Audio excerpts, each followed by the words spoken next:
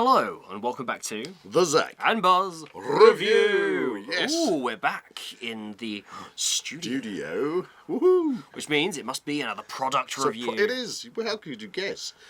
We've got the screen up and the table. The table. Like So it is a product review. We would do for, products. Shall I get the product? I think you should. Okay, let me go over here. Oh, what's it going to be? What's it going to be? Everybody likes a gadget. Dun, dun, dun. It's a gadget. We like gadgets. We have got the GTMedia N2 Night Vision goggles, aka camera. Night vision camera, yeah. Okay, so I'm sure every little boy, every little girl is always wanting to have the facility of night vision goggles. Yeah. See what's happening out there in the dark. You know, these sorts of things have become more and more popular. And if you couldn't already tell by our reviews of the Night Fox Whisker and obviously some videos we've done on the Canon XA60. Yes. And of course, products like this range right across the board. And this particular one is actually a sub £100. Yeah, so for all those people on a budget out there, this could be the one for you. Could it be? Anyway. That's why I said could. Yeah, good. Anyway, so the price of would you like to know the current price? Current price? On the GTMedia website, this is currently retailing at £68.42p. Okay. So that's actually, to be fair, because I know you said it was under £100, I was kind of expecting you to describe it as around that kind of £90 to £100 mark. Well, that's quite a bit under that. To be honest, this is coming in at the price for a mediocre trail cam, night vision trail cam. Okay. But of course, this isn't a trail cam. This is something you're going to be able to carry around with you. Use. Let's think if you are camping, if you are night fishing, if you are canoeing, if you're out in the mountains. If you are in America, for instance, you might be hunting. Could be hunting. You might be in the UK, for example. You just might want to be able to see what's happening outside in your garden at night. At night in the dark, watching hedgehogs, badgers, deer. Oh my! Fox, whatever. So, shall we have a look at the packaging? Packaging, yes. Well, it came in a pretty standard box. Says that it records in 1080p, high definition. It is advertised on the GTMedia website as being 4K, but you have a little saying for that, don't you? Know your formats. Know your formats. It does do 4K, but that's in the photo settings, so it will take a high resolution 4K equivalent photo. Yeah. But don't get mistaken, if you are recording video, the highest resolution you will get is the 1080p. Which is HD. Which, as you will see, actually I've been quite impressed with. Yeah. But we'll get to that. Let's see what comes in the box. Would you like the honours? Oh, well, just going to the other side of the box, we have got a day and night version pictures, so that's what we can expect, because this obviously does record in colour as well. Yep. Anything else? HD quality, video shooting, waterproof. Tripod mountable. We'll talk about always that. A plus, because that's not always the case with night vision goggles. That is a nice special feature. Adjustable IR, night and day shooting, wide viewing angle, and a Type C/TF card. So there you go. It's a micro card. Right. So let's have a look. Open it up. Opening it up. Ooh. What do we have? Very nice. Would you like to remove it? Removing the, I think, the better packaging by far here is inside the box. This tough little carry case. Yeah, now I like that. Yes. I do like that. And you get these types of cases with far more expensive equipment. So it's really nice to have this. And you can see how this actually, it's got a nice rubberized handle. I like the handle. The handle is great. Yeah, that is really nice. You can see how this is going to pack into anything. If you've got a backpack, you can pack it onto your backpack. You know, large pouch size. And of course, it protects it as well. Yeah, I mean, this is pretty solid. I mean, it's far better than just having it in a loose sort of floppy case. Yeah, like a little fabric bag. So that's part of what you're getting for your money. Let's open her up. Double zip, which is nice. Oh. Woo! So right, let's get the beast out to start with. The beast. There we go. That comes in a nice bag. Oh, very swish. Okay, Okay, so we'll Very take cool. a closer look at that in a moment. Let's just move the bag over there. And we're going into the accessory. Yes, the accessory. The accessory hub. Yeah, I like that. The accessory hub. What do we get? Ooh, talking about loose bags. Loose bags. It actually comes with a... Now, do you reckon that that is for the entire case, or is that for simply I reckon that's for that. just for the goggles? So, okay, well, it's interesting that that is an option. Does that fit like that? It does. Does that close? Yeah, we'll and zip up? zip Yeah. up. Yeah, we'll do that. Okay, it's like an I added think- bit of I think that, protection there. yeah, I suppose I wouldn't necessarily recommend carrying this just in this bag because you're going to need some of these accessories and you won't want them inside scratching this up. But as a protective cover, it's nice that they've supplied that. You know, it's like it comes in its packaging bag, but then you get this extra bag with it. So. That's an added layer. Yeah. Otherwise, if you don't want to use that, you could use it as a, I don't know, little foraging pouch. Or whatever you want Whatever you want. whatever your wildest dreams Yes, want it to be. It's an extra pouch. Everybody loves a pouch. Obviously, a utility yes. strap. That's to go in these two features here. Yeah. So you can hang it around your neck. Did we want to? No, let's not do that. It's a utility strap, Yeah, so you can utility hang it from your person. Well, to be fair, let's just say about this. These are handheld. You know, we've used other ones, we've purchased other ones, we own other ones which are actually also head mount strap. Yep. So Yep. you can fold them up and be completely hands-free. Yeah. These ones are going to hang around your neck and you're going to bring them up. Yeah. Well, that's the thing. If you just look to the actual bottom of the binoculars themselves, Yeah. they do have obviously the mount for the tripod head. Yeah. So you can mount that on a tripod. And that, in this instance, would be our go-to. Yeah, yeah. I mean, Because for the best... normally, when we're looking at like the Night Fox whiskers and that, we would always mount them on a tripod as opposed to just having them loose. Exactly. It was the red. It was the red 2, wasn't it? Which was the helmet mounting the one. helmet one, yes. Yeah. Anyway, what else have we got here? What else we got? We got a USB-C Cable. cable. Okay. Now, what that cable is for transferring direct from these to your laptop or computer. It is not a recharge cable, so don't get that wrong. These do not recharge. These have two. I'll just flip one of these off for a moment. 2 battery packs. Yep. It takes 6 AA batteries. Okay, 6 standard AA batteries. But when I say standard, always use the best possible quality battery because something like this will just drain it dry. Yes, yes. And have a pocket full of spares.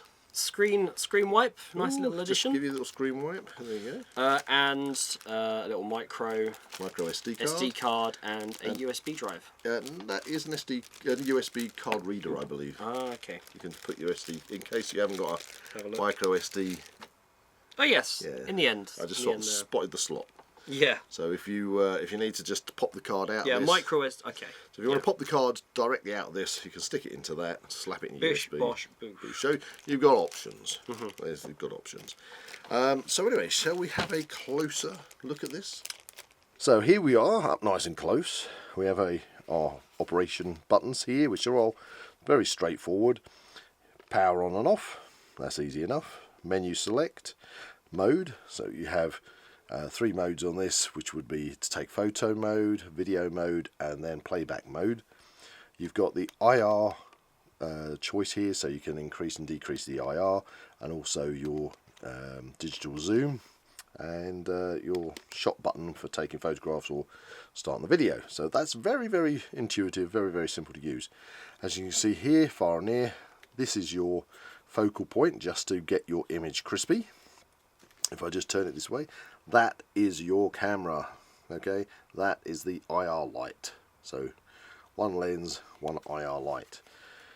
I'll just turn it around sideways here, pop this cover off. So it's got a beefy rubber cover. It actually says that this is waterproof. I wouldn't want to dump it in water, but I'd say probably I'd take it as splash proof. This cover is meant to sit there and stop the water getting in there, but it's a little bit, you know, a little bit loose. So I don't know, but that's where you're going to find your USB-C port if you want to plug this in direct into your laptop, and your slot for your SD card in there. If we turn it here, obviously that's your main viewing screen. We'll come back to that in a moment. Underneath you've got your 2 battery containers. So that's where you put your 6 AA batteries in, 3 each side, and your mount.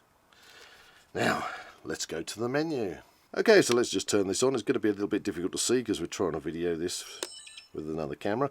Oh, we're at Tropical Island.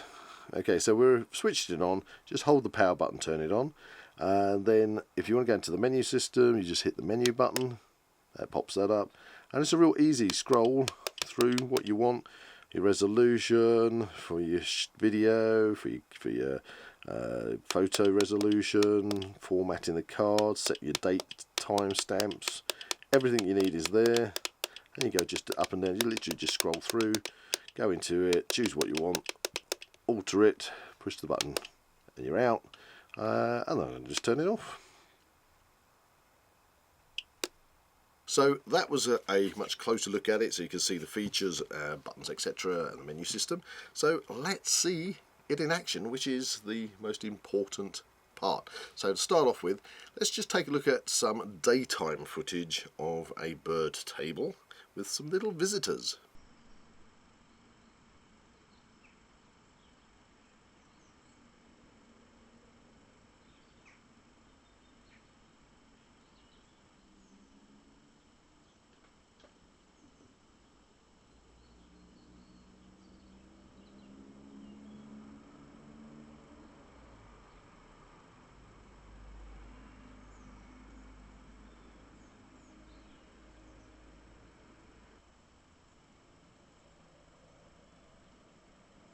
Okay, so that was pretty fun, having the squirrels paying a visit. What did you think of the actual footage quality? Now, I think I'm put in quite a unique position here because I have had a good overview of various different video qualities and formats when it comes to cameras and technical Let's equipment. face it, you've used things up to high-end, red cameras, and low-end, the works. I've had a pretty good kind of overview, so I know what I'm talking about when it comes to these. Very well camera educated. So, with this, I was very pleasantly surprised. I thought it was decent enough for the picture quality. I knew exactly what I was looking at, and it was to a good enough quality that I would say that I would use it potentially on a semi-regular basis. Yeah, if you're on a camping trip or something. Exactly, you just want to, it's easy. If you want to chuck something in there and you're not too worried. I mean, for example, if you were going canoeing, now we do a lot of canoeing, guys. When I was canoeing, then I might be tempted to just chuck these in case the canoe goes upside down. Yeah. I wouldn't be too upset about it if they did get wet. But that's the thing. You say that because obviously being a lower price label, you're still getting a pretty reasonable picture quality. Well, that's where which means if you did lose it, it would then be less of a trauma, of a loss. Yeah, that's as opposed to like a higher end camera. Yeah, if I went in there and I suddenly wrote off a £1,600 IR camera, you would be gutted. I would be Whereas annoyed. if in whatever scenario you found yourself, you lost these, it would be less traumatic. So for 68 quid, let's call it £70. Yeah. For a £70 IR camera, the daytime footage is pretty reasonable. So now let's switch over to nighttime footage and see if we had any visitors in the garden.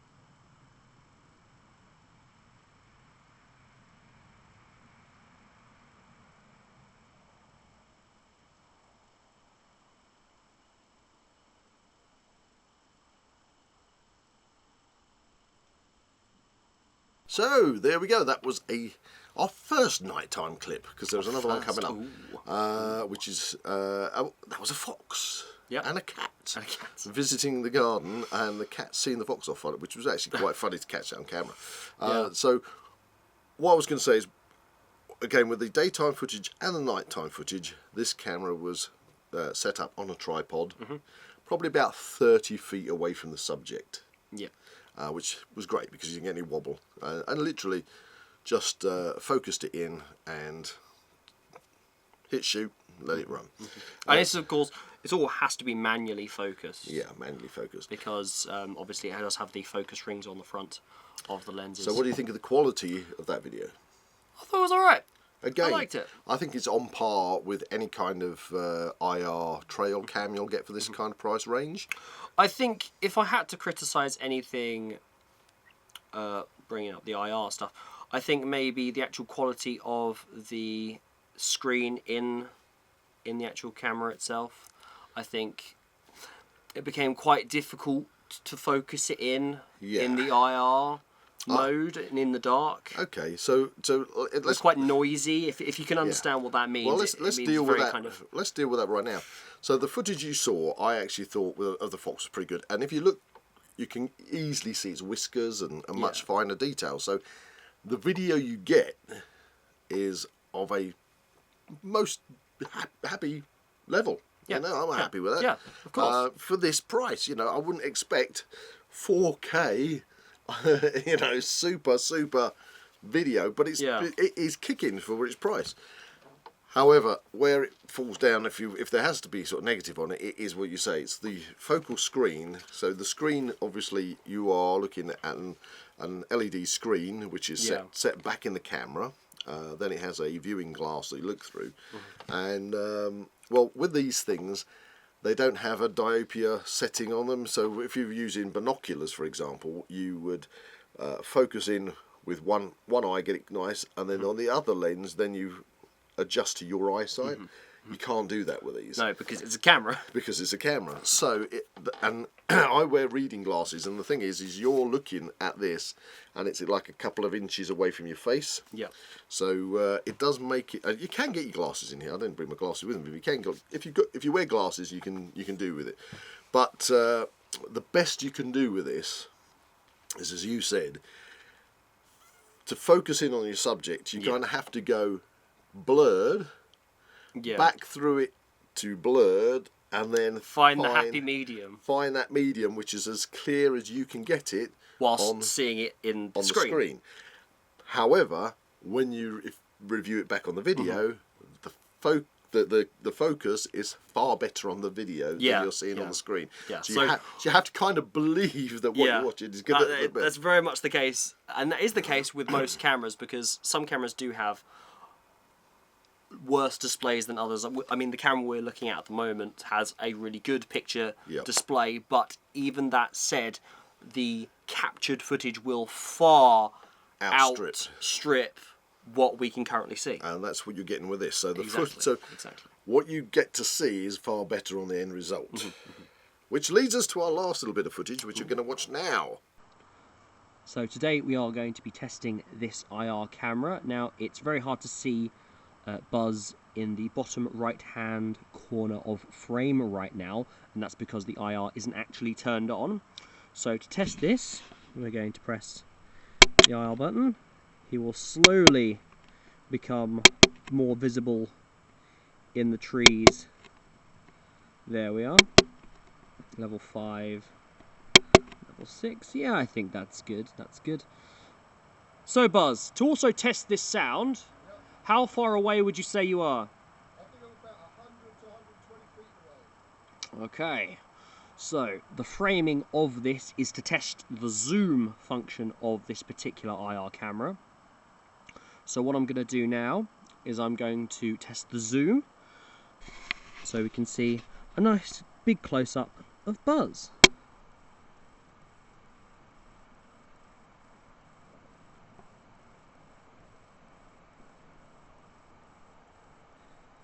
Almost there. Almost there. Just coming into shot now. There we are. That is on full zoom. We have Buzz, not to be mistaken for Bigfoot, prowling around in the orchard in the night doing, I don't know, buzzy things. So it's also interesting focus-wise, as the display is alright, but it could be better, and I think I've done the best I can to actually focus this up. So yeah. Haha, so there we go. This was the third bit of video. Now this is an interesting one because we decided, as you saw, that Buzz would disappear off into the distance and hide in the dark. Yes. And we'd start the video off in complete darkness and then bring up the IR light, which you did, so you could see me there as you did. Tested Exactly the audio, like that, yeah. tested the audio. As I was saying, and I wrote on the video, as you saw, that I was about 120 feet away from the camera. And then you zoomed in on me, didn't you? Because it's got a 5 times digital zoom. When I reviewed the video, as you just saw, it didn't zoom at all. So this led me to take the camera outside and to focus on a weather vane and to record and to zoom in on that weather vane, to zoom out on the weather vane. I took photographs of the weather vane, zoomed in and took photographs of the weather vane, zoomed out again, reviewed those things and found that actually the only thing that actually zooms in and out is the actual viewfinder itself. So, you know, so all the photos I took, if it was a zoomed in photo, it was identical to the non-zoomed in photo. Right. Any video I took which was zoomed in was identical to the non-zoomed in. So when you're actually zooming in on this piece of equipment, you're seeing it on the viewfinder, but the equipment is recording it full screen, just as is. Which, because this is a 5 times digital zoom, if you do require your end footage to be zoomed in, you will need to do that within your digital, whichever software package you use for video editing. You'll just need to zoom it in on that. That obviously will come with issues when it comes to the quality of your image and things, but I suggest that in that case maybe you just move closer to the object you're taking of the video, the pictures. Just move closer in that instance. I mean, but then that does come down. Obviously, this is a more budget range camera on the likes of the Night Fox Whisker and things. You can zoom in to suit your filming needs. But with this is more of a hobbyist form of recording IR stuff. Okay, so let's just look at what we think our favourite features are on this and possibly what our negatives are on this. Okay. Personally, the pro that I have to say about this camera, like the big thing for me with this, the feature, the big feature is the fact that it is very intuitive. It's very easy to pick up. I picked this up and got to grips with the controls very quickly. I wasn't expecting that to be the case. To be fair, I remember you did that. You sort of picked it up, looked at it, and I think within 1 minute you were away. I started operating it in the dark. I wasn't necessarily seeing the buttons, like the indentations and stuff that they have actually got. I just seemed to pick it up really easily. So I am actually really impressed with how quick I picked that up. So obviously it's a testament to how easy it is to use. What about con?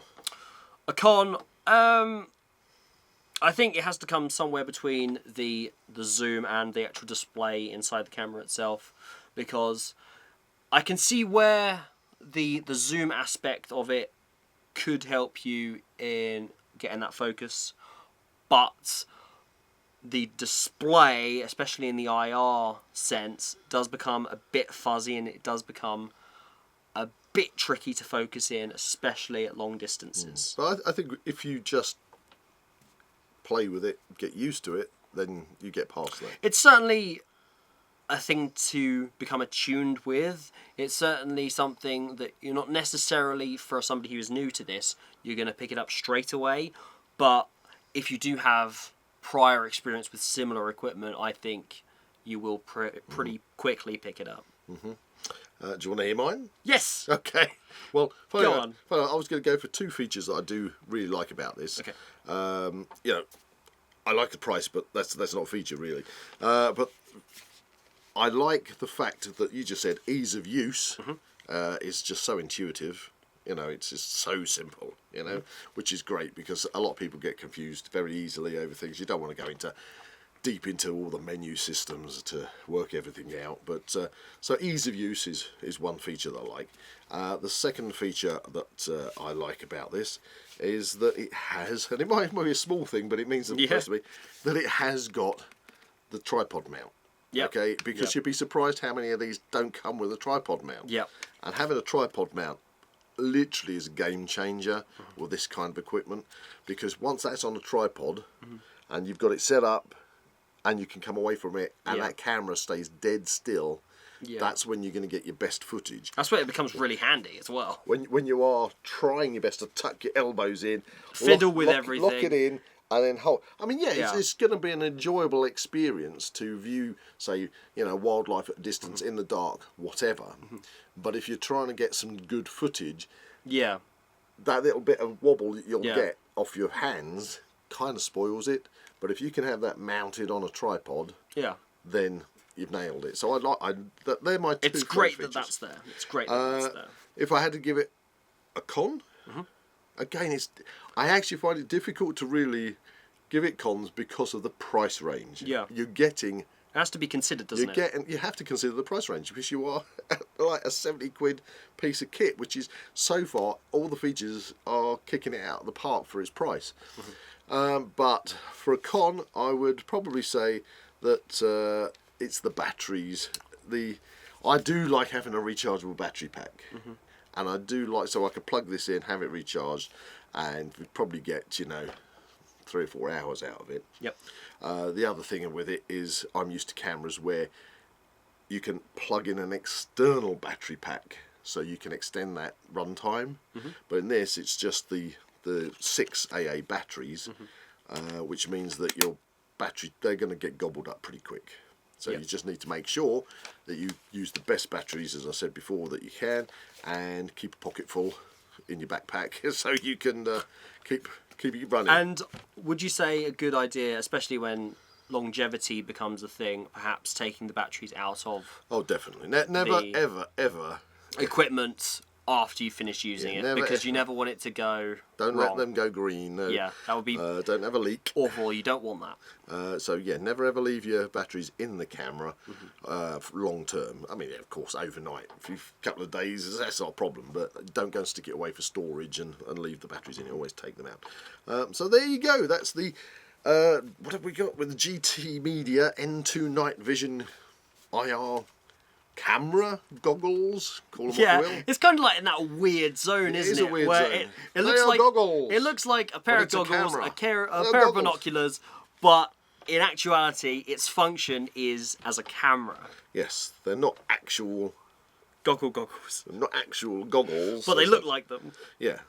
It's in the disguise of some goggles. But yeah, we like them. We like them. They're great. I think they're great. I would definitely recommend them to people who are new to the field of maybe wildlife stuff. If you're on a budget, yeah, and you want the facility to have a look out your bedroom window, look out the front of your tent, to be sitting there when you're fishing, and to have a look, perfect. Bird watching, anything you can imagine, outside-wise to do with wildlife. I don't think that you would particularly use them much. You do in the daytime. Yeah. You do far better with a pair of binoculars. Well. Yeah. Because it's daytime. But the fact is, these are designed primarily for IR work. Yeah. So if you're using them for that's their main feature. Yeah. So for the daytime, certainly if you've got them set up on a tripod and you want to record your bird table, your bird feeders, then ideal. But if you want a bit of IR vision for when you're out on your camping trip, perhaps this is the one for you. I'd give it a try. So I'd definitely give it a go, Yeah, go for it. So there you go. Another review. So if you enjoyed this review, please stick it down in the comments. And if you want any further tutorials on any of the equipment, such as these goggles or any other equipment that we've previously reviewed, then yeah, let us know. And if you've got any issues, we'll get straight on it. We'll get straight on it and help you out wherever we can. In the meantime, please like and subscribe to this channel, and we will see you in the next one.